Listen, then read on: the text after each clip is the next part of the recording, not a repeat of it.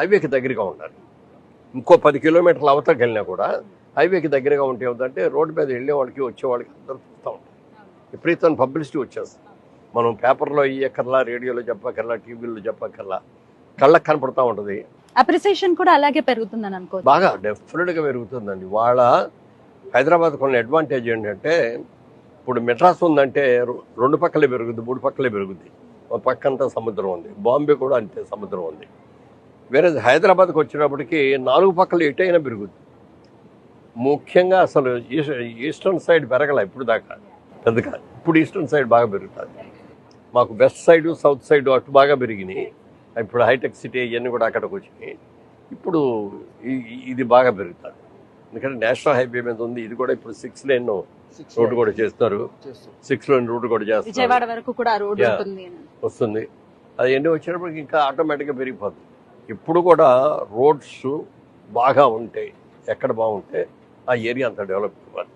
దీనికి అడ్వాంటేజ్ ఏంటంటే outer ring రోడ్డే కాకుండా రీజనల్ రింగ్ రోడ్డు కూడా దగ్గరలో ఉండటం అనేది ఒక మోస్ట్ అడ్వాంటేజ్.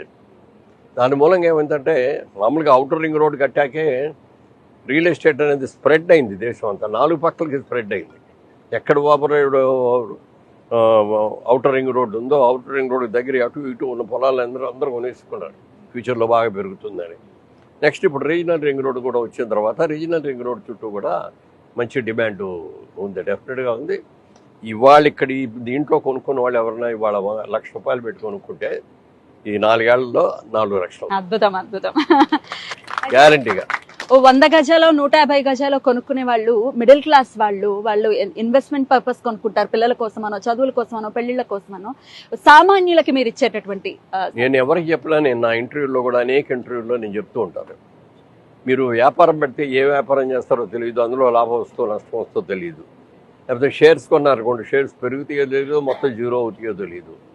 బ్యాంకులో వేసినా కూడా వచ్చే వడ్డీ మరీ టూ మచ్. ఇప్పుడు మరి 6%, 7% ఇంట్రెస్ట్ కూడా రావట్లా. దాన్ని అన్నిటికంటే కూడా భూమిని నమ్ముకున్నారు అనుకోండి, భూమి పెరిగేదే తప్ప తరిగేది కాదు. కానీ ఎక్కడ పెట్టాలో అనేది కన్ఫ్యూజన్ ఉంటుంది. అది దాంట్లో సెలక్షన్ ఇట్లాంటి మంచి నేల. ఇప్పుడు ఈయన 15